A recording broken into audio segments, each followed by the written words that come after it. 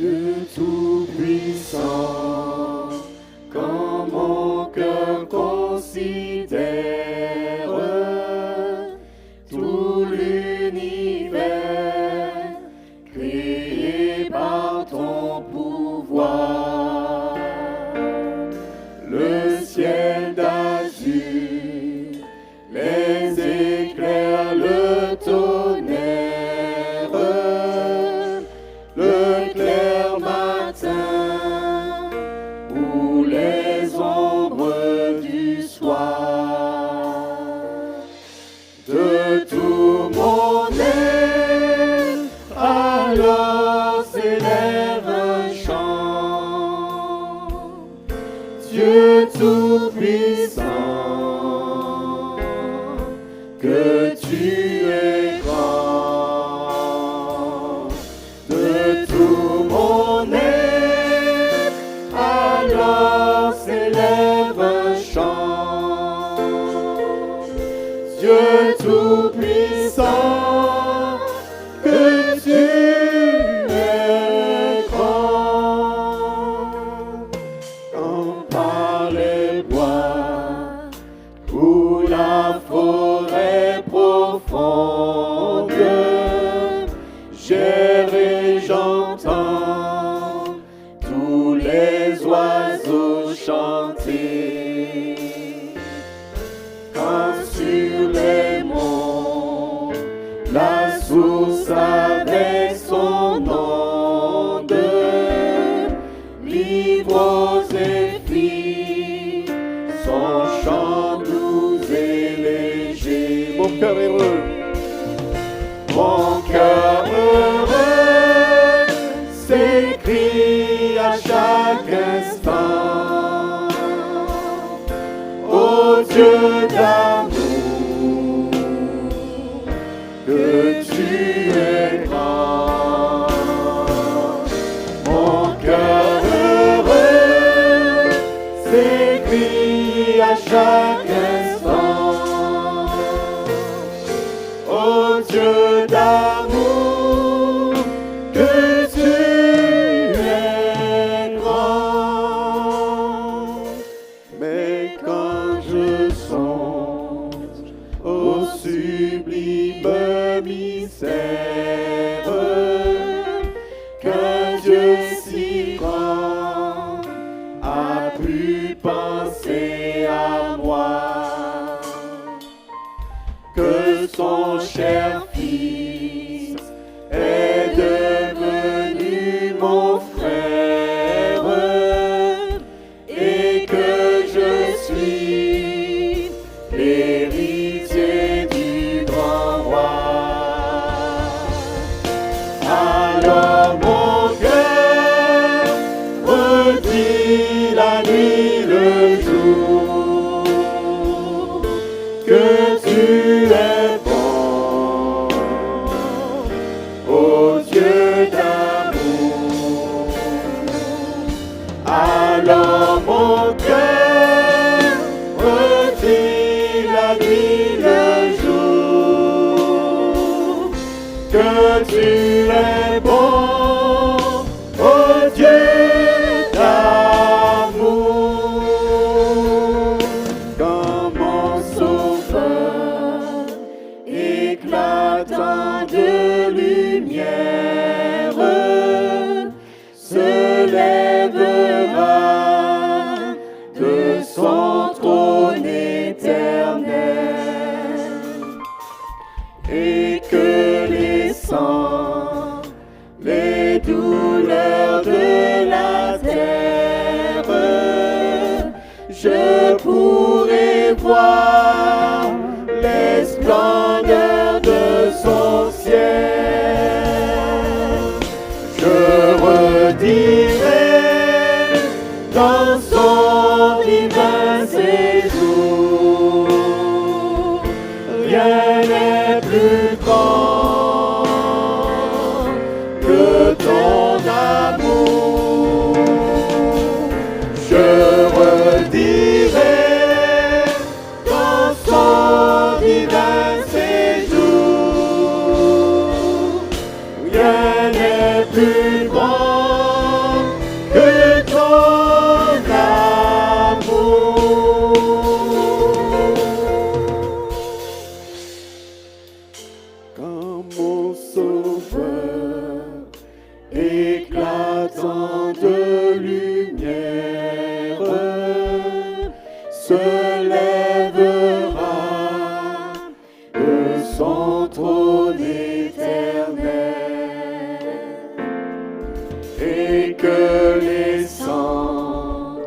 les douleurs de la terre, je pourrais voir les splendeurs de son ciel.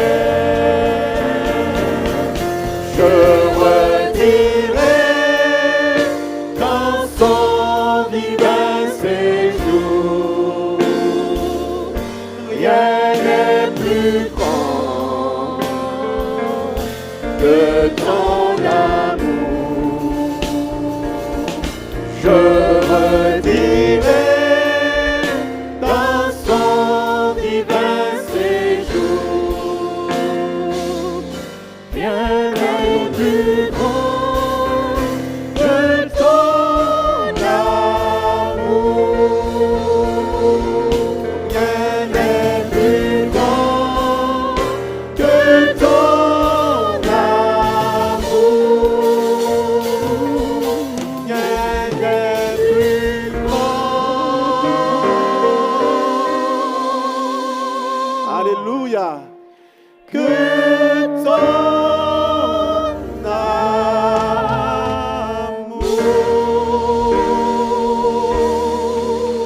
Amen. Il n'y a rien de plus grand que l'amour de Dieu pour chacun de nous. Il n'y a rien de plus grand. Il n'y a rien de plus grand. Alléluia.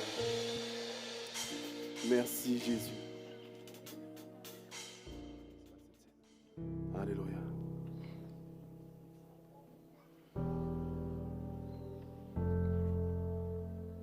Jésus.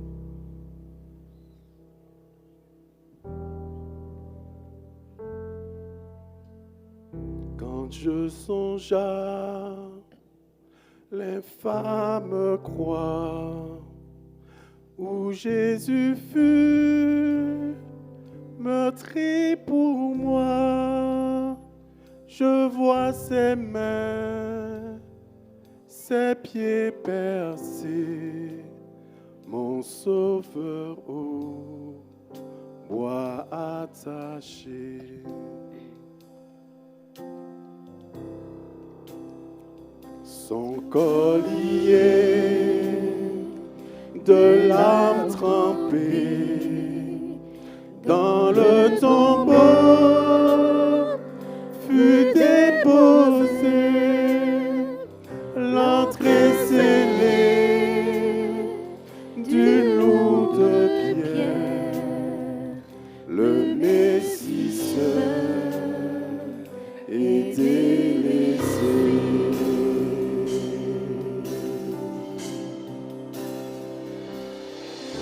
Oh gloire au nom de notre Seigneur, gloire à son nom, à tout jamais, nous chanterons sans fin ses louanges. Oh gloire à toi, oh Dieu.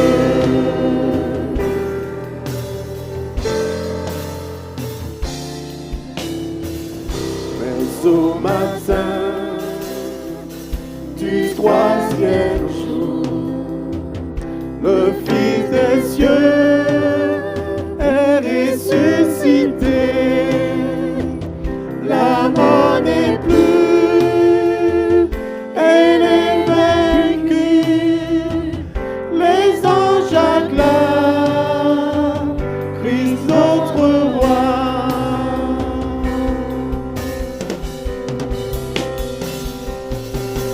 Oh gloire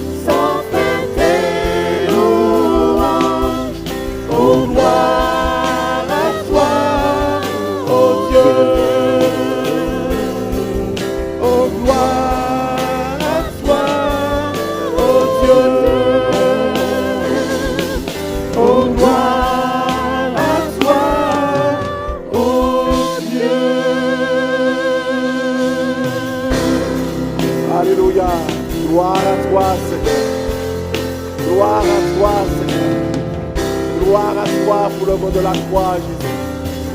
Gloire à toi pour ton amour manifesté encore, Jésus. Gloire à toi, Jésus. Alléluia. Ce matin, nous te remercions pour tout ce que tu as fait, Seigneur. Ce matin, nous te remercions. Et chaque jour de notre vie, nous voulons te remercier, Seigneur, pour tout tes bienfaits. Pour tout tes bienfaits. Alléluia. Merci, Seigneur.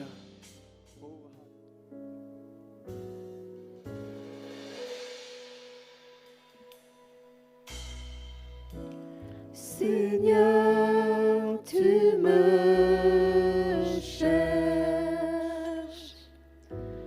tu me connais. Et si je t'oubliais, je sais que tu m'aimes. Ta sainte présence,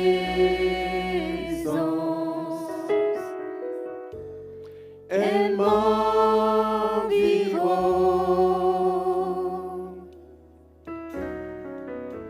À chaque moment, je sais que tu m'aimes. Je sais que tu m'aimes. À la croix je me prosterne, où ton sang coula pour moi. Aucun amour n'est plus grand. Tu as gagné sur la mort. Ta gloire remplit les lieux très hauts. Rien ne peut nous séparer.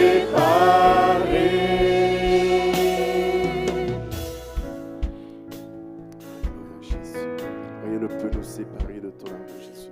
Tu marches devant moi.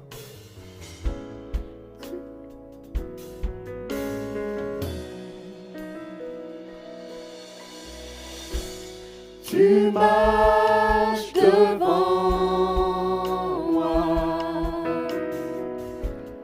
tu gardes mes pas,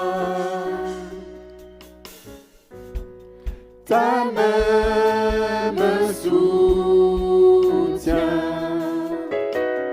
Je sais que tu m'aimes. Je sais que tu m'aimes. À la croix je me prosterne, où ton sang coula pour moi. Aucun amour n'est plus grand. Tu as gagné sur la mort. Ta gloire remplit les lieux très hauts. Rien ne peut nous séparer. À la croix je me prosterne, où ton sang coula pour moi. Aucun amour n'est plus grand. Tu as gagné sur la mort. Ta gloire remplit les lieux très hauts. Rien ne peut nous séparer. Tu déchires le voile, tu traces un chemin, car tu as tout accompli. Tu déchires le voile, tu traces un chemin, car tu as tout accompli.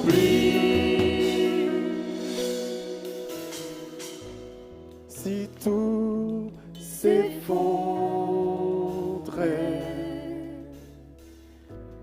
devant mes yeux, tu resterais là. Je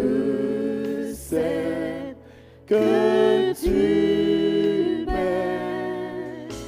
Je sais que tu m'aimes. À la croix je me prosterne, où ton sang coula pour moi.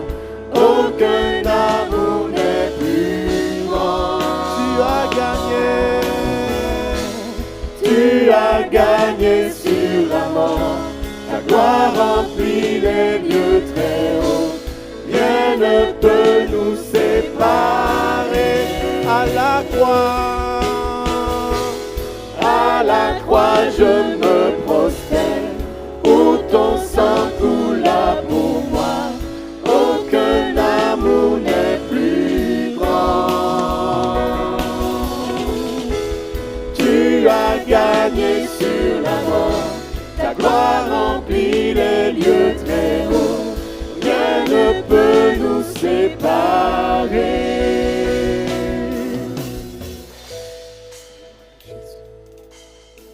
Jésus, cette croix, elle est gloire et victoire pour toi, pour moi, pour chacun de nous. Chantons-le. Cette croix, elle est gloire et victoire pour moi. Cette croix, elle est gloire et victoire pour moi. Cette croix, elle est gloire et victoire pour moi. Cette croix, elle est gloire et victoire pour moi. Cette croix, elle est gloire et victoire pour moi. Cette croix, elle est gloire et victoire pour moi.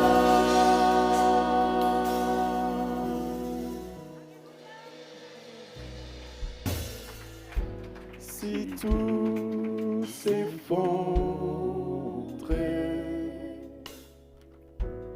devant mes yeux, tu resterais là. Je sais que tu m'aimes. Je sais que tu m'aimes. Amen. Je sais que tu m'aimes, Seigneur. Je sais que tu m'aimes. Avant de commencer, je vais confier ce temps entre les mains du Seigneur. Amen. Père éternel, nous voulons te bénir et te rendre grâce. Nous voulons élever ton saint nom. Tu es l'alpha, tu es l'oméga, tu es le début et tu es la fin de toutes choses, Seigneur. Tes pensées sont au-dessus de nos pensées, comme tes voix sont au-dessus de nos voix, Seigneur. Et nous gardons, Seigneur mon Dieu, dans notre cœur que tu nous aimes, Seigneur. Nous gardons dans notre cœur, Seigneur mon Dieu, que tu es celui-là qui nous tient par la main, Seigneur mon Dieu, mon roi.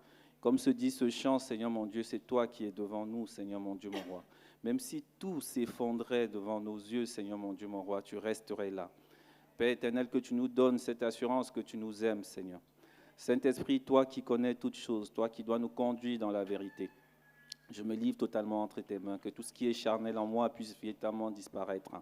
Que les cœurs de mes frères et sœurs en ce jour soient disposés pour entendre encore une fois de plus, Seigneur, ta parole, parce que c'est de ta parole qu'il s'agit. Que tu me donnes la sagesse et tu me donnes l'intelligence pour la transmettre, Seigneur mon Dieu, mon roi. Et que toute la gloire te revienne au nom puissant du Seigneur Jésus-Christ.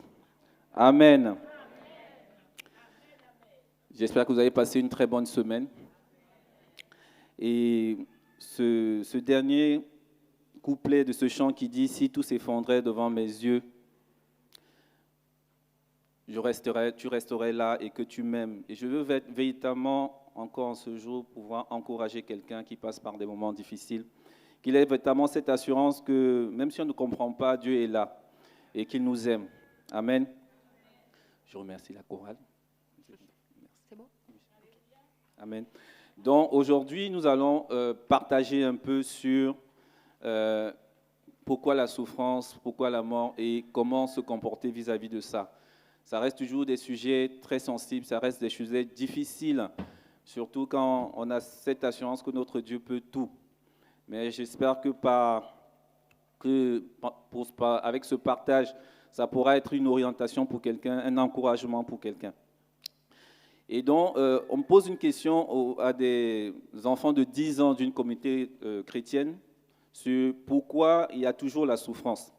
Et donc, ces enfants de 10 ans qui disent parce qu'il y aura toujours des guerres, parce que peu de personnes écoutent Jésus et on devrait faire un peu plus d'efforts de l'écouter, parce que nous ne sommes pas parfaits, parce qu'il y a des personnes qui ne croient pas en Dieu et qui n'obéissent pas à sa loi. Amen.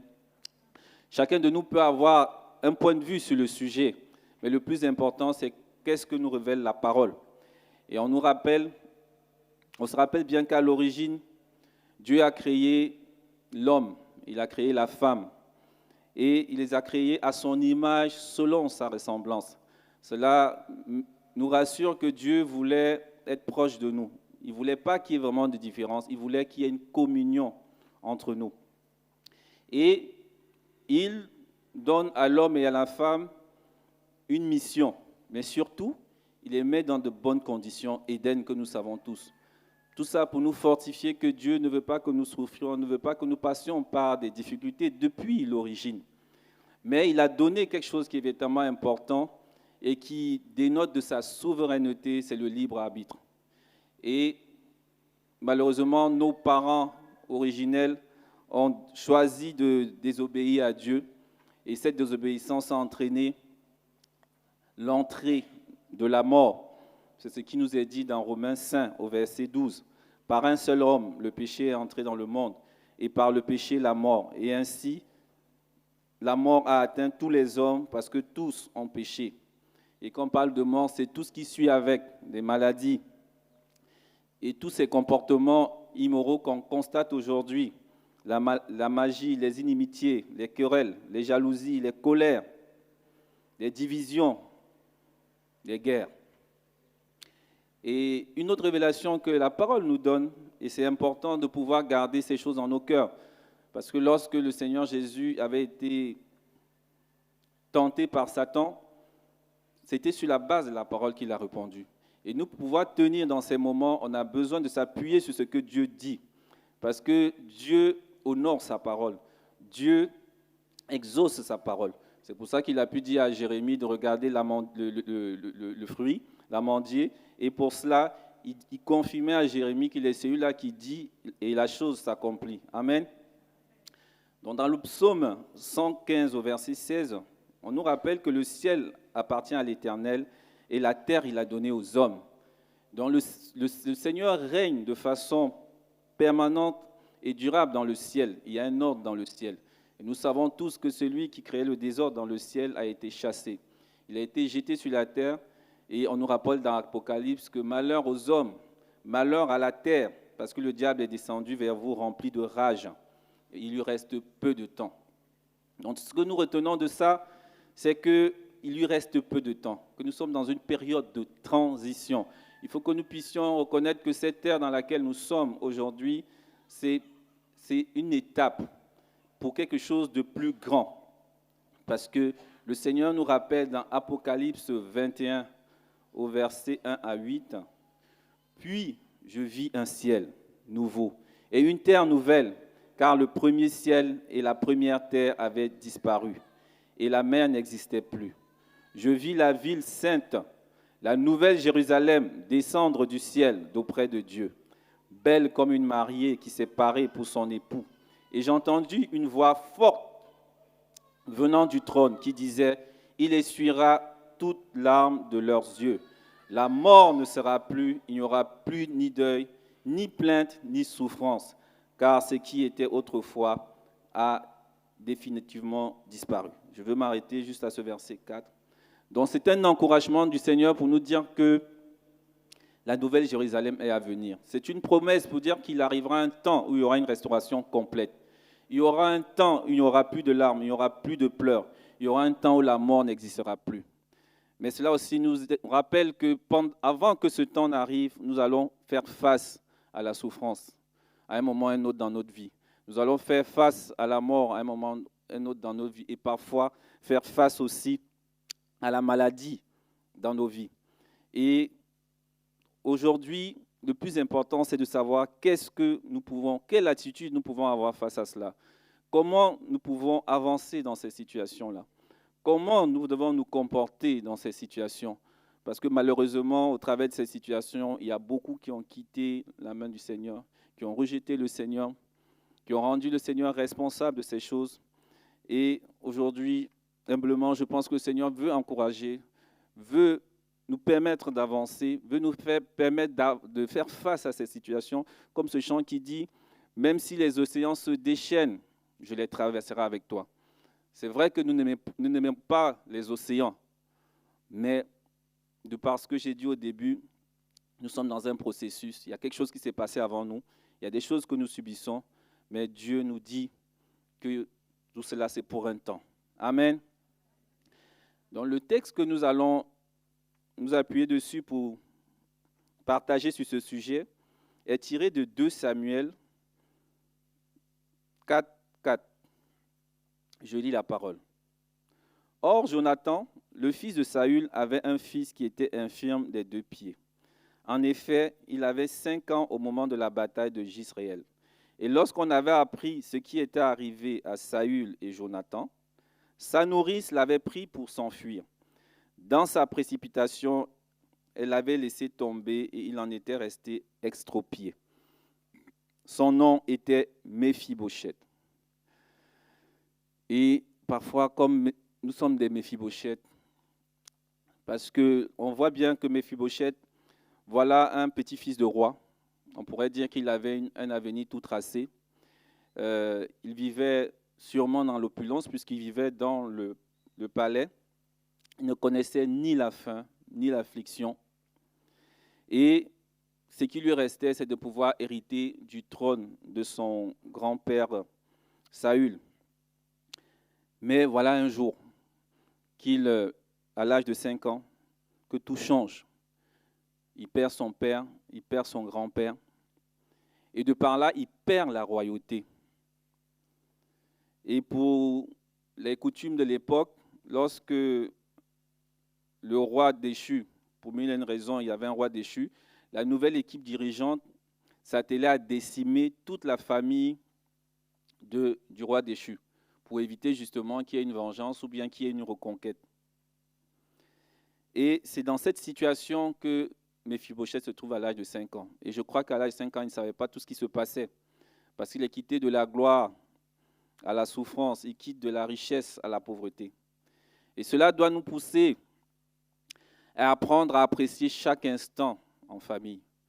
Parce que Méphibosheth n'a eu que 5 ans de vie avec son père, avec sa mère, avec son grand-père. Donc apprenons à apprécier chaque temps que Dieu nous donne. C'est vrai que le Seigneur nous dit, si nous aimons ceux qui nous aiment, quel effort nous faisons? Mais si nous sommes honnêtes les uns envers les autres, nous savons que c'est encore plus difficile d'aimer ceux que nous sommes censés aimer. Parce que ça se voit dans nos familles. Combien il est parfois difficile de pardonner. Ça se voit dans les couples. On ne s'entend pas, alors que le Seigneur considère que c'est les choses les plus faciles à faire. Et donc il faut vraiment, c'est un encouragement, c'est une exhortation pour chacun de nous de pouvoir manifester de l'amour pour nos proches. De pouvoir leur dire « je t'aime ». Des fois, c'est des choses qu'on pense, mais qu'on ne manifeste pas suffisamment.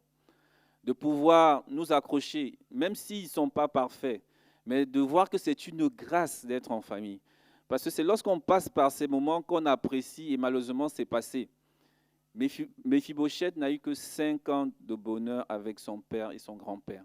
Apprenons à être véritablement unis en famille. Apprenons à nous aimer. Apprenons à ne pas rester sur nos divergences. Apprenons à pouvoir avancer. Apprenons à rechercher la paix avec tous, tant que ça dépend de nous, de faire notre part. Amen. Il est dit que sa nourrice voulait préserver sa vie et malheureusement cet accident est arrivé. Et ces situations, ces drames peuvent arriver au décours de la vie de chaque être humain. Il y a eu des personnes qui ont vécu ces drames au travers d'une action humaine. Parfois un accident de la voie publique, parfois un accident domestique, un accident de travail. Quel sentiment pouvait animer Méphibosheth face à sa nourrice? Comment continuer d'entretenir une relation avec cette nourrice? Quels étaient aussi les sentiments de la nourrice face à cet accident? Elle ne voulait que protéger cet enfant d'une mort certaine. Comme je vous ai dit, à l'époque, on décimait toute la descendance du roi déchu. Elle affectionnait beaucoup cet enfant pour manifester cet acte de courage. Parce que pour l'époque, on voit, elle court, mais il faut bien qu'on se mette dans le contexte. À cette époque, elle exposait sa vie en protégeant Méphibosheth au risque de sa vie. Et avant de continuer, pour venir dans notre temps, je voudrais lire une dépêche de France Info tirée du 15 septembre 2022, donc c'est récent. Le titre, c'est « La conductrice du car, seule personne sur le banc des accusés ». La catastrophe a eu lieu sur un passage à niveau le 14 décembre 2017 à 16h06. Un car scolaire avec à bord 23 enfants était percuté de plein fouet par un train sur la voie ferrée. L'autocar a été coupé en deux, entraînant la mort de 6 collégiens.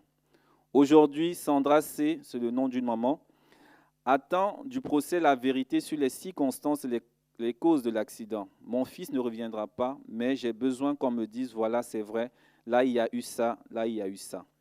Une seule personne se trouve sur le banc des prévenus, la conductrice du car, accusée d'avoir forcé la barrière du passage à niveau. Elle a toujours affirmé qu'elle était levée. Le procès devrait durer 3 semaines. Quel drame! Quelle souffrance pour les parents! Quelle souffrance aussi pour celle qui est considérée comme responsable de 6 morts prématurées.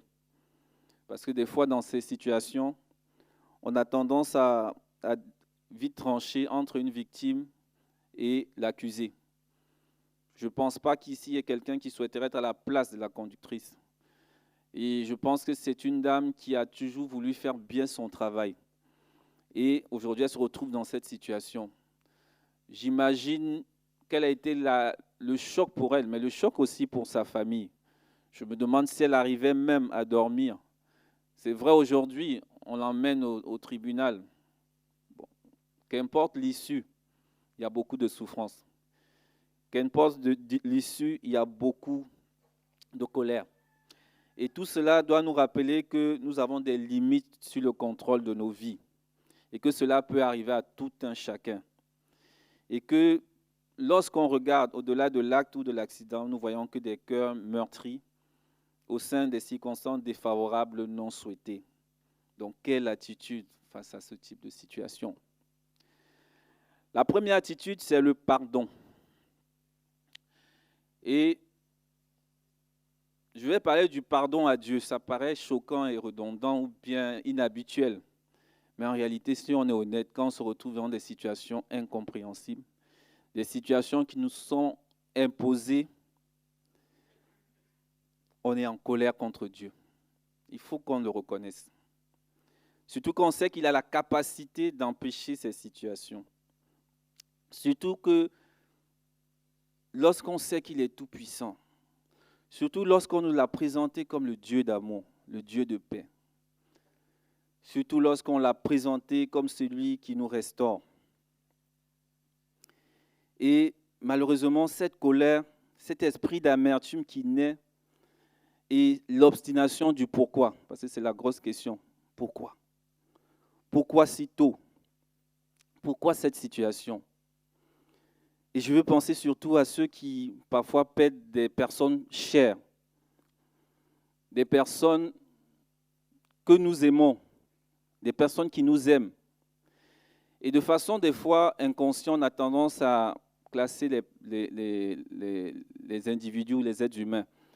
C'est-à-dire celui qui serait dans l'alcool, la drogue, serait un peu, on va dire, qui manifeste plutôt des fruits de la chair, qui est loin du Seigneur. Quand il meurt, des fois, ça n'a pas vraiment d'impact. Mais celui qui essaye de marcher sur les voies du Seigneur, celui qui encourage, celui qui encourage les gens à pardonner. Parce qu'il y a des personnes dans des familles qui se retrouvent un peu comme Joseph. C'est-à-dire ces personnes qui ont tendance à concilier tout le monde. Ces personnes qui ont l'affection des parents, mais qui ont aussi l'affection des frères. Je veux prendre l'image du Joseph, pas comme c'est décrit en termes de restauration, mais je vais aller au-delà de la restauration, mais présenter qu'il y a des enfants qui, justement, les frères, les parents, on sent que c'est celui qu'on aime le plus. Et parfois, c'est celui qui est le meilleur à l'école. Parfois, c'est celui qui écoute plus. C'est celui qui sait demander pardon. C'est celui qui sait encourager. Et pour mille et une raisons, c'est celui qui s'en va. Qui s'en va parfois très tôt, trop tôt. Parfois, on a prié. Parce qu'aujourd'hui, lorsqu'on a un frère, on a une sœur, on a des personnes qui passent par ces moments, parfois de maladie, on fait des jeûnes et des prières. On fait des chaînes de prières. Et aujourd'hui, avec WhatsApp, on peut le faire de par le monde. Et pour nous, si autant de personnes prient, Dieu doit écouter. Dieu doit agir. Mais nous oublions que Dieu est souverain. Nous oublions que c'est lui qui décide. Dieu n'est pas à notre service. C'est nous qui avons besoin de lui. Il voit au-delà de ce que nous pouvons voir. Lorsque le Seigneur Jésus est venu dire aux apôtres qu'ils devaient mourir, la tristesse a gagné leur cœur. Et l'apôtre Pierre qui dit « à Dieu ne plaise ». Et lorsqu'on lit ce texte, il faisait des remontrances à Jésus. Mais parce qu'il avait qu'une vision humaine de la situation. Il ne se rendait pas compte que c'est grâce à ça que là, nous sommes aujourd'hui. Il ne comprenait pas que derrière ces morts physiques, il y avait une restauration éternelle. Je n'ai pas le pourquoi de ces situations, mais je garde la confiance que Dieu a un plan pour toutes choses. Je garde la confiance que tout concourt au bien de ceux qui aiment Dieu. Ça paraît contraire à la situation, mais je crois aussi que nous connaissons qu'en partie. Et quand les choses seront révélées, on comprendra mieux ces choses. Et pour revenir justement à cette acceptation de la souveraineté de Dieu, malheureusement, devant ces situations, il y a des personnes qui s'enferment dans la colère. J'ai connu des personnes qui venaient à l'église régulièrement, qui étaient très actifs, mais qui sont passés par là et qui ont décidé de quitter l'église, qui ont décidé de ne plus prier. Lorsqu'on leur parle de Dieu, c'est un sacrilège et tout ce qui y ressemble. Ils se sont enfermés sur eux-mêmes. Et pour ceux qui sont dans des familles nombreuses, cet aveuglement fait qu'on n'arrive même plus à s'aimer, on n'arrive plus à parler. On a l'impression que cette personne était le centre du monde. Et finalement, cette personne, même si on n'aime pas le dire, devient une idole. C'est-à-dire qu'il a plus de place que Dieu finalement. Ce n'est pas pour remettre en question la souffrance, parce que la souffrance, elle est réelle. Mais nous devons arriver à pardonner à Dieu. Nous devons apprendre à reconnaître sa souveraineté. Nous devons apprendre à dire, Seigneur, je ne comprends pas, mais je te fais confiance. Nous devons apprendre à dire à Dieu, je ne comprends pas, je te fais confiance et j'ai besoin de toi. Parce qu'il y a beaucoup, à cause de ça, il y a des familles qui se sont disloquées. Chacun a décidé de vivre sans Dieu. Mais nous savons tous que vivre sans Dieu, c'est la mort éternelle derrière. N'oublions pas que nous sommes sur un champ de bataille. Au-delà de nos souffrances, n'oublions pas qu'il y a quelqu'un qui veut nous détruire. Il y a quelqu'un qui veut nous tuer. Et c'est compliqué.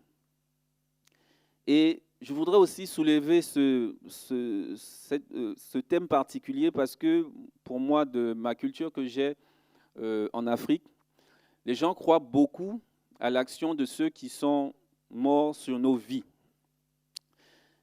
Moi, je me rappelle quand je devais voyager, on m'a demandé dans mon ignorance, de prier, de demander la bénédiction des ancêtres. On va dans des lieux où nos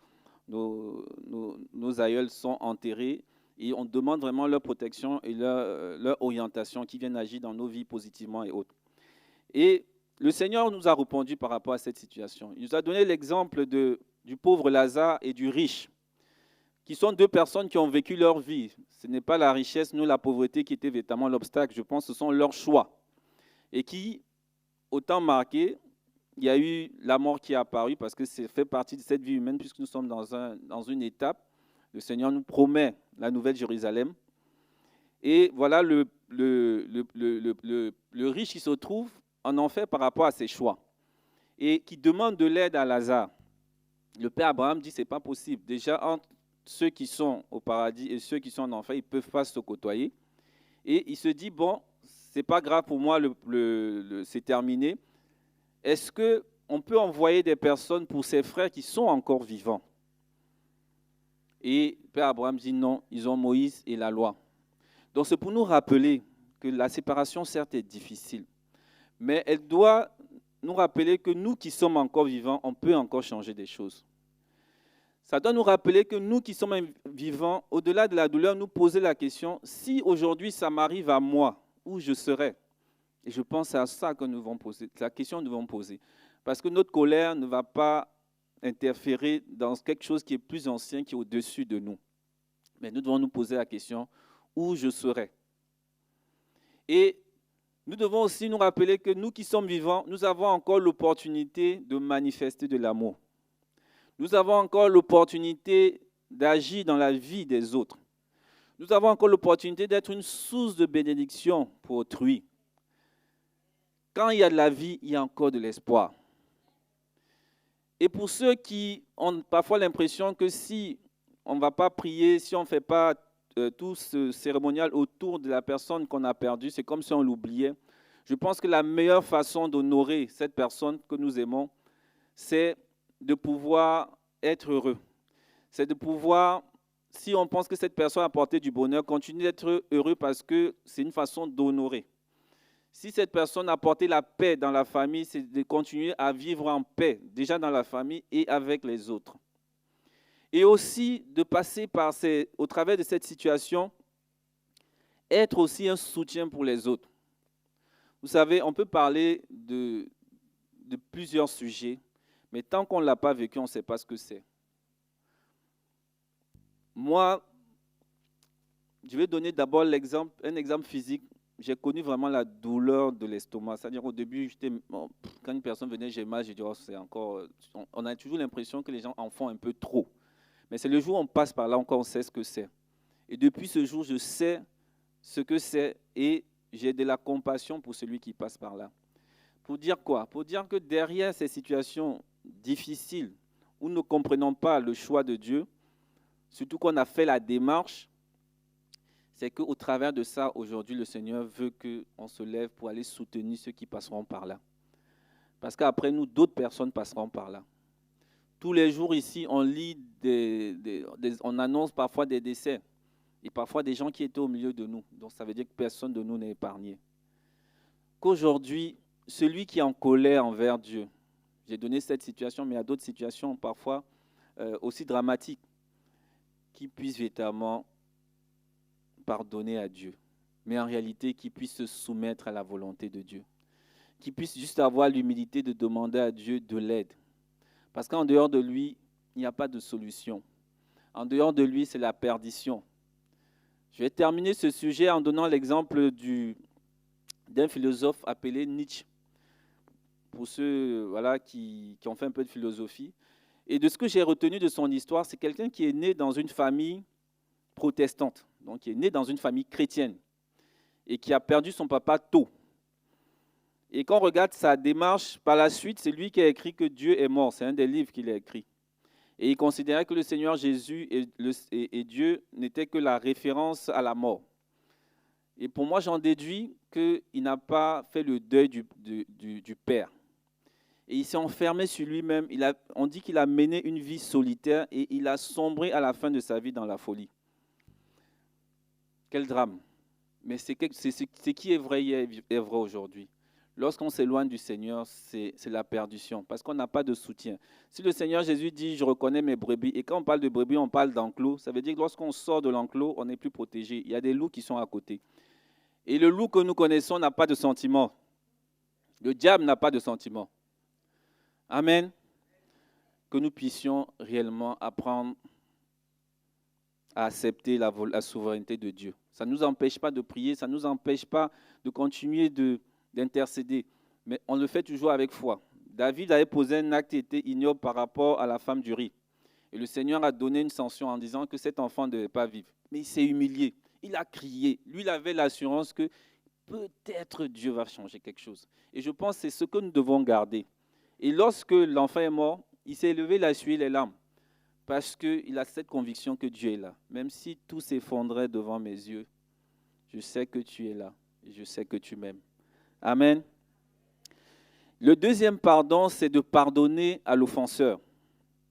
Et pour ça, je vais juste faire rapidement le témoignage d'un homme, d'un frère en Christ qui s'appelle David, qui a 50 ans aujourd'hui, et qui malheureusement, à l'âge de 23 ans, a été percuté par une moto. Et celui qui l'a percuté a pris la fuite. Et par la suite, il a perdu l'usage de ses deux membres et au niveau des pieds, on a dû l'amputer d'une jambe. Il a été rempli de colère. Jusqu'à aujourd'hui, il a toutes ces séquelles douloureuses, mais sa vie était chaotique. Sa vie a été pendant longtemps pleine de douleur et d'amertume. Parce que des fois, on a l'offenseur qui existe, mais dans sa situation, il ne savait pas qui c'était. Il fallait qu'il apprenne à vivre avec ça. Et il donne dans son témoignage qu'est-ce qui s'est passé pour qu'il puisse avancer. Il a dit, il a reçu du Seigneur 2 versets. Le premier verset, c'est écrit Matthieu 6, du verset 14 à 15. « Si vous pardonnez aux hommes leurs offenses, votre Père céleste vous pardonnera aussi. Mais si vous ne pardonnez pas aux hommes, votre Père ne vous pardonnera pas non plus vos offenses. » Amen. Il est important de nous rappeler que nous avons été les premiers pardonnés. Lors d'un des chants, et je crois une des sœurs qui a dit, c'est nous qui avons d'abord été pardonnés. Et sur cette base, nous devons apprendre à pardonner. Nous devons apprendre à pardonner. Amen.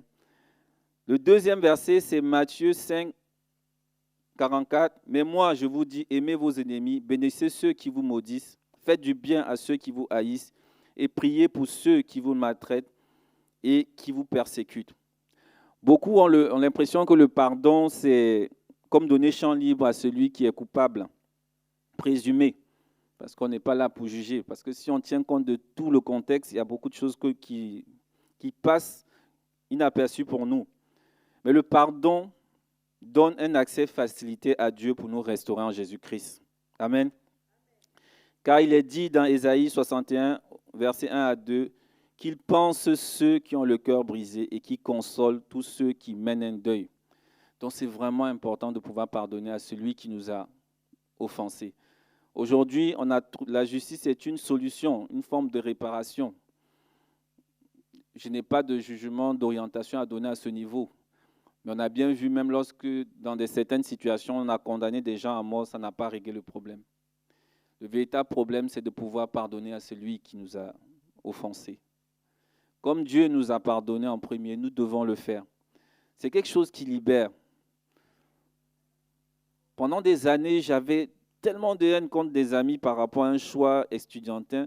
Mais quand j'y repense aujourd'hui, mais pendant des années, ça m'a miné. C'est-à-dire, juste penser à eux me volait ma paix et ma joie.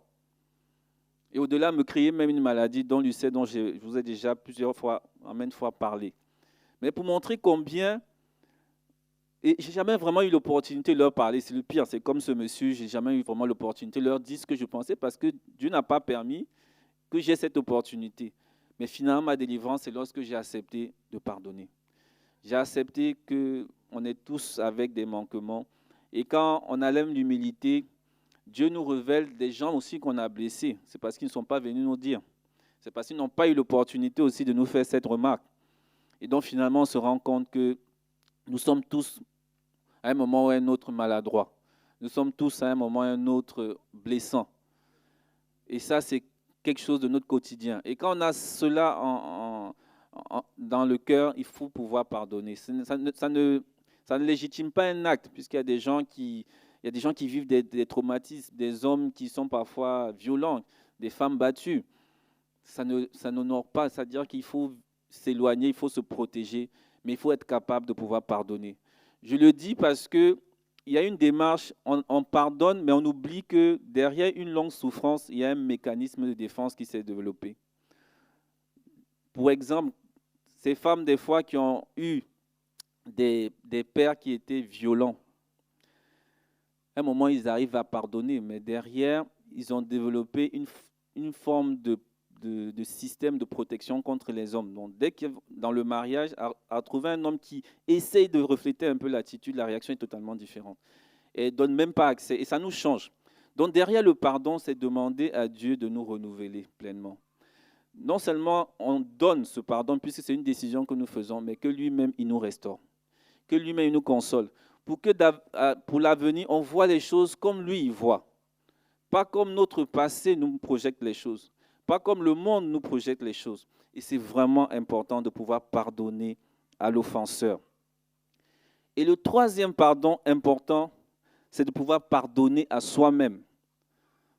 Parce que des fois, on est en colère contre Dieu. Des fois, on a quelqu'un qui finalement devient notre raison pour pouvoir justifier la colère ou les choix que nous faisons. Mais parfois, c'est nous-mêmes. Et quand c'est comme ça, je veux penser à cette conductrice, à cette personne qui, le matin, s'est levée, a embrassé sa famille. Sûrement, son enfant lui a dit « Bonne journée, maman », qui est entré dans son car, qui a salué les enfants en leur demandant est-ce qu'ils ont bien dormi. Et peut-être sur le chemin, ils étaient en train de chantonner quelque chose. Et voilà le drame qui est arrivé. Pour ces personnes, c'est difficile. C'est difficile. Parfois, on ne se rend pas compte. C'est-à-dire que c'est horriblement difficile. Et pour pouvoir avancer, il faut pouvoir reconnaître nos limites. Il faut pouvoir accepter qu'on ne peut pas tout contrôler, que nous ne sommes que des hommes, que nous ne sommes que des êtres humains. S'il y a une erreur, moi c'est quelque chose qui me dérange toujours, le mot erreur. C'est vrai que même en tant que médecin, on parle toujours d'erreur médicale pour les avocats et tout ce qu'on veut, mais je ne pense pas qu'il y ait quelqu'un qui se lève un matin pour chercher à nuire. En tout cas, moi je le dis du fond du cœur. Je ne pense pas que je quitte de chez moi pour dire, bon, quand je vais opérer cette dame, je vais oublier une compresse, je ne sais pas, ou autre chose. Et si c'est arrivé, qu'on puisse en tirer les leçons pour que demain, ça ne nous arrive plus, mais que surtout, ça n'arrive pas aux autres. Dans le sens de donner des conseils, dans le sens de pouvoir faire le témoignage, dans le sens nous-mêmes d'être plus prudents. Et nous, on le voit en médecine, lorsqu'on a une difficulté opératoire, pour le même geste, soit on ne veut plus le faire, soit on devient hyper prudent, parce que c'est ce qu'on peut en tirer. Mais sortir de là, ce n'est pas évident. Et je voulais donner un vécu personnel qui a été compliqué pour moi. J'étais jeune étudiant en spécialité. Et nos conditions d'exercice en Afrique, ça n'a rien à voir avec ce qui se fait ici. Une jeune fille, je m'en souviens encore, qui avait fait une interruption volontaire de grossesse, mais de façon clandestine, puisque en Afrique, la loi ne le permet pas, et qui se retrouve dans un contexte d'infection, et qu'on ramène dans le CHU dans lequel j'étais, mais un CHU démuni, il n'y avait pas de matériel, et finalement, l'évacuation avait été faite en partie. Et elle se plaignait de douleur, c'était difficile, et c'est moi qui suivais cette patiente. Et donc, finalement, je leur ai dit, bon, si c'est possible, dans les structures privées, il y a du matériel, on pourrait évidemment régler ce problème définitivement. En tant qu'étudiant, je n'avais pas le droit d'être autonome, comme on dit aujourd'hui, senior. Donc, j'ai vu un aîné, j'ai présenté à la famille, ils étaient d'accord, donc on a déplacé la dame du CHU pour se retrouver dans la structure privée. Un acte qu'il a l'habitude de faire, qui s'est toujours bien passé. Il pose le matériel et voilà la dame qui fait un malaise cardiaque. J'avais des amis anesthésistes, on a tout fait, on l'a déplacé finalement, la dame elle s'est retrouvée dans le coma, on l'a envoyée en réanimation. Je ne savais pas où me mettre, c'était compliqué. Là, quand j'en parle encore, les émotions montent parce que c'était difficile. Je regarde cette famille, on est dans la structure, je ne sais pas, quand je vais sortir, qu'est-ce que je vais leur dire? Le matin, la dame était bien. Certes, elle avait ses douleurs, mais je pensais bien faire. Et quelques jours plus tard, malheureusement, elle est décédée. Ça a été une catastrophe pour moi. Je n'ai pas posé l'acte, mais pour moi, j'étais responsable de l'acte. Je portais ça pour moi-même. Et je n'arrivais pas à dormir. Je ne pouvais plus travailler. Tout ce qui résonnait dans ma tête, prison, prison, prison, prison. J'étais étudiant à l'étranger. Ce n'était même pas mon lieu de vie pour dire j'ai un père, j'ai une mère. Non, c'est faux. J'étais livré à moi-même. Et me retrouver devant une situation comme ça où tout me condamne en fait. Parce que déplacer d'un hôpital public privé, c'est vrai que c'était un accord tacite avec les parents, mais je n'avais pas le droit. Et donc, je me suis retrouvé dans cette situation. Je ne savais plus quoi faire. Jusqu'au jour où je me suis levé, j'ai continué d'aller à l'église. Je voudrais dire à quelqu'un, qu'importe les situations, ne lâchez pas la main de Dieu. Continuez de vous accrocher à Dieu. C'est lui qui restaure. Et à un moment de prière, j'ai prié, j'ai crié à Dieu, j'ai dit, Seigneur, cette situation me dépasse. Je ne peux pas, je ne peux rien faire. La prison, c'est pour moi tout ce qu'on veut, mais au-delà même de la prison, c'est cette vie qu'on ne peut plus ramener en fait. C'est de ça que je veux parler. Et tout ce que j'ai entendu dans mon cœur et qui a été une délivrance pour moi, c'est que j'ai le dernier mot. Amen. J'ai le dernier mot. Et j'ai pris ça comme ma parole. Et je me suis levé avec la famille. Je voulais aller même assister aux funérailles parce que pour moi, j'essayais de me dédouaner de quelque chose, essayer de trouver une solution. Mais la famille a été dans une paix. Ça ne justifie pas ce qui s'est passé. Mais c'est pour dire que personne n'est à l'abri de ça. On veut bien faire, mais on peut se trouver dans cette situation. Le Seigneur m'a restauré en me montrant déjà que j'ai des limites et que même dans ce trajet qui est condamnable aux yeux des hommes, il ne me condamne pas. Parce que c'est avec le cœur que je le faisais. Il tenait compte de mon ignorance. C'est pour ça que le Seigneur Jésus pouvait dire, Père, pardonne-leur car ils ne savent pas ce qu'ils font. En tout, parfois, c'est facile. Mais on oublie que celui qui est en face, on n'a pas le même degré de maturité spirituelle. On n'a pas la même façon de voir les choses. Et c'est pour ça que plus on se rapproche du Seigneur, plus on grandit avec le Seigneur, plus on doit avoir de la compassion, en fait, finalement. Parce que c'est ce que le Seigneur nous fait pour nous chaque jour. Et pour moi, ça m'a relevé. Et c'est vraiment pourquoi je veux que vous puissiez prier pour toutes ces personnes. Toutes ces personnes qui, de par leur fonction, de par leur travail, ont la vie des vies humaines entre les mains. Ça paraît simple. Je ne veux pas dédouaner les médecins, je ne veux pas dédouaner un conducteur de car, mais ce n'est pas aussi simple que ça. Parce que très vite, on cherche toujours un responsable. On porte plainte, c'est normal, c'est le droit. Mais derrière, il faut vous rendre compte, ce n'est jamais simple. Qui suis-je pour pouvoir être responsable de la vie de quelqu'un? Qui suis-je pour porter la vie de quelqu'un? Pour nos frères qui conduisent, qui vont chaque matin avec des enfants. Mais c'est une grosse responsabilité, il y a 14-15 personnes dedans. Mais qui sont-ils pour dire qu'ils vont tout garantir? Donc, mes frères et sœurs, prions pour toutes ces personnes qui ont la vie d'autres frères dans les mains. C'est un lourd fardeau. Prions pour que Dieu conduise toutes choses. C'est lui le médecin par excellence. Avant, je ne priais pas spontanément pour des actes parce que je m'appuyais sur mes connaissances. Mais Dieu, au travers de toutes ces situations, m'a montré que nos connaissances ne peuvent pas suffire. Notre expérience ne peut pas suffire. Notre âge même ne peut pas suffire. Parce que la vie, chaque jour, c'est un jour nouveau. Et c'est pour ça que nous devons pouvoir nous humilier devant le Seigneur, demander son aide, ne jamais rien banaliser, parce que le matin, on se lève, on rentre le soir, on a l'impression que ça va de soi. Ce n'est pas vrai. Parce que quand je me rappelle ces enfants, ils ne savaient pas qu'ils ne rentraient pas pour ces 6. Pour ces parents qui ne savaient pas qu'on devait les appeler pour ces choses-là. Et donc vraiment, devant ces drames, apprenons à reconnaître la souveraineté de Dieu dans des situations qu'on ne peut plus changer. Apprenons à pouvoir pardonner à l'offenseur. Lorsqu'il est devant nous, c'est notre propre liberté parce que Dieu nous a pardonné. Apprenons à nous pardonner à nous-mêmes parce que nous nous mettons souvent sur des piédestals tellement grands. Mais retenons que tout est par grâce. Parce que chaque fois qu'on parle de la grâce, mais c'est quand on passe par ces situations qu'on cerne la profondeur de la grâce. où on se trouve dans des situations où on sait que de toutes les façons, tout nous condamne. Et c'est ça la grâce en fait. Tout nous condamnait. Et Jésus est venu mourir pour nous. On dit la lumière est venue, mais nous, en tant que ténors, on ne l'a pas reconnu. Mais il allait jusqu'au bout, parce qu'il savait que nous étions des brebis sans le bon berger. Amen. La deuxième chose, et je ne sais pas si je pourrais aller jusqu'au bout, mais je vais quand même en parler. La deuxième chose, c'est de pouvoir reconnaître que Jésus-Christ est la solution et venir à lui avec foi.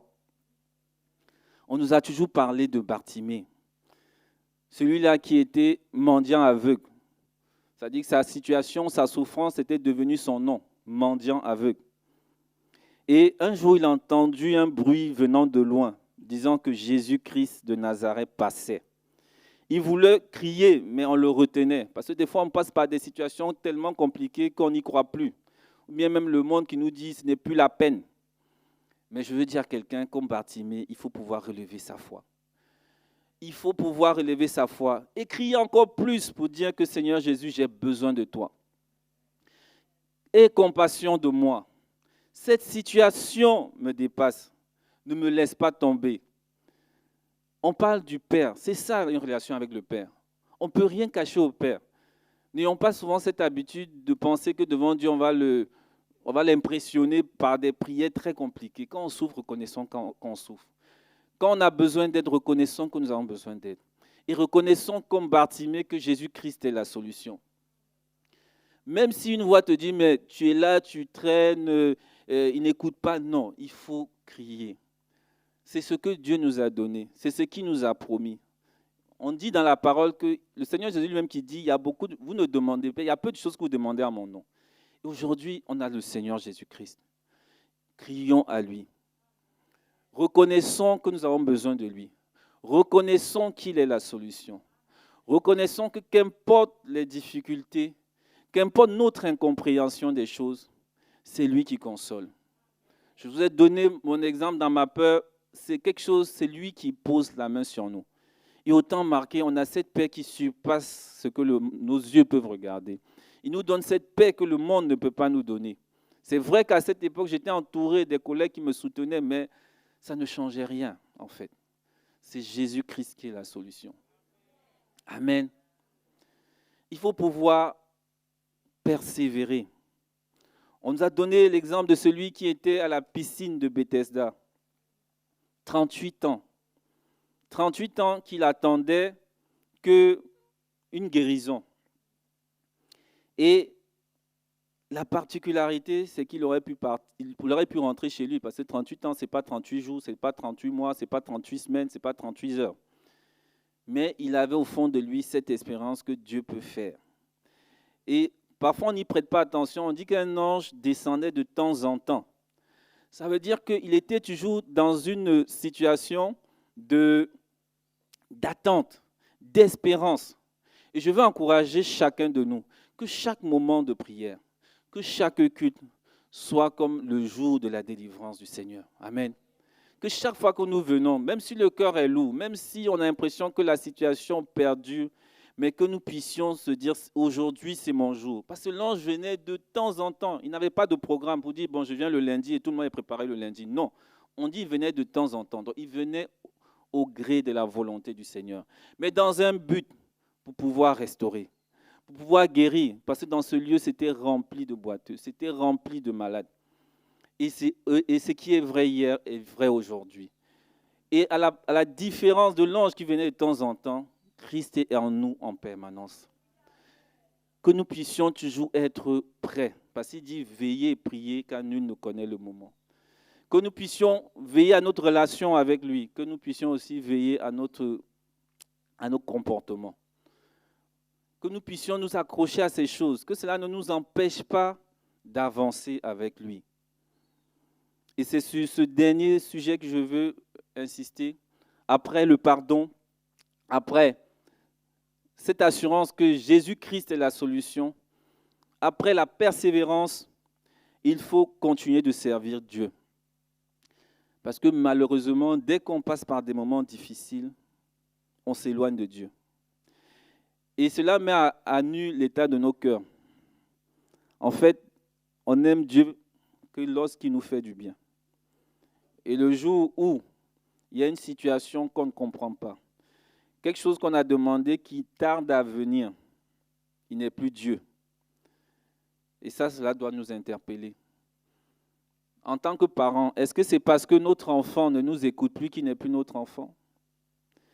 Est-ce que c'est parce que notre enfant a quitté parfois la maison du Seigneur, qui est en train de s'égarer, qui n'est plus notre enfant? Le fils prodigue, on dit toujours prodigue, mais en réalité, il s'est éloigné du Père. Mais le Père est resté présent. Le Père a gardé de l'espérance. C'est pour ça que lorsque le Fils est revenu, c'était un moment de joie. Notre Dieu nous aime. C'est pour ça que nos chants, c'est pour ça que ça résonne encore dans mon cœur quand on dit quand tout peut s'effondrer devant mes yeux. Et pour ceux qui passent par là, ils savent de quoi il s'agit. Mais Dieu dit qu'il est là. Sa façon d'agir, nous ne comprenons pas. Mais c'est pour ça qu'il dit que ses pensées sont au-dessus de nos pensées. Et que ses voies sont au-dessus de nos voies, tel le ciel est au-dessus de la terre. Reconnaissons qu'il est le Créateur. Nous sommes certes la créature, mais nous sommes ses fils. C'est totalement différent. Ça montre le degré d'amour qu'il a pour nous. La manière dont il définit les choses, nous ne comprenons pas. C'est pour ça que le Seigneur Jésus pouvait dire à Pierre, « Arrière de moi, Satan, tes pensées sont des pensées des hommes. » Et ma prière, c'est que Dieu nous apprenne à voir comme il voit. Que Dieu nous apprenne à aller dans la dimension de compréhension qu'il souhaite. Que la souffrance et les difficultés ne nous empêchent pas de continuer avec lui. Et dans Acte 9, du verset 36 à 38, on nous parle de cette femme Tabitha. On dit qu'elle faisait beaucoup de bien et donnait de son argent aux autres. Elle tomba malade à cette époque-là et mourut. J'insiste sur cette époque-là. Ça sous-entend que pendant qu'elle faisait du bien aux gens, elle était malade. Pendant qu'elle donnait de son argent aux autres, elle était malade. Pendant qu'elle faisait des vêtements pour les autres, elle était malade. Continuons de servir, parce que par la suite, on voit bien qu'elle est morte. Mais ce qu'elle avait déposé dans la vie des gens a suscité, a poussé Dieu à agir. Parce que tout le monde a demandé à l'apôtre Pierre de venir. Ce n'est pas possible que cette dame puisse partir maintenant. Et Dieu s'est levé parce qu'il y avait une semence qui avait été faite. Le Seigneur nous rappelle toujours, et ça c'est lorsqu'il fera la séparation entre les boucs et les brebis, que chaque fois que nous avons fait du bien à un plus petit, c'est à lui que nous avons fait. Que nos souffrances, que nos difficultés ne nous empêchent pas de lever les regards et pouvoir être une source de bénédiction pour les autres. Et une parole qui dit combien Dieu faut-il à un malheureux pour écouter son pareil.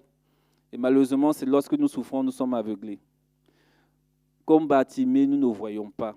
C'est un aveuglement, on n'arrive plus à aimer. Alors que Dieu a mis en nous cet amour. Et cet amour, c'est pour donner. C'est vrai qu'on est dans on a une tendance à recevoir. Mais apprenons à donner. Parce que le Seigneur dit, celui qui arrose sera arrosé. Parce que c'est lui-même qui console. Parce que cet amour finalement que nous cherchons, c'est lui seul qui est capable de nous le donner. Il est dit dans Malachie 3, verset 16, « Alors ceux qui craignaient l'Éternel se parlaient l'un à l'autre. L'Éternel fut attentif et écouta. Un livre de souvenirs fut écrit devant lui pour ceux qui craignent l'Éternel et qui respectent son nom. » C'est pour terminer en disant à quelqu'un qu'il y a un livre de souvenirs du Seigneur. Continuons de servir le Seigneur avec joie. Quand c'est difficile, on peut pleurer, mais on pleure aussi pour dire que... Et c'est pour ça qu'on dit « Bénis l'Éternel, mon âme ». L'âme, c'est le siège des émotions. Mais ce chant, il est tellement profond. C'est quelqu'un qui se retrouve dans une situation qu'il ne comprend pas. Pourquoi Dieu permet ça? Mais il ordonne à son âme de le bénir. Parce qu'il sait que c'est celui-là qui restaure. C'est celui-là qui relève. C'est celui-là qui essuie des larmes. Amen. L'Éternel est près de ceux qui ont le cœur déchiré par la douleur et il délivre ceux qui ont l'esprit abattu. Le juste a des maux en grand nombre, mais l'Éternel le délivre toujours. Amen.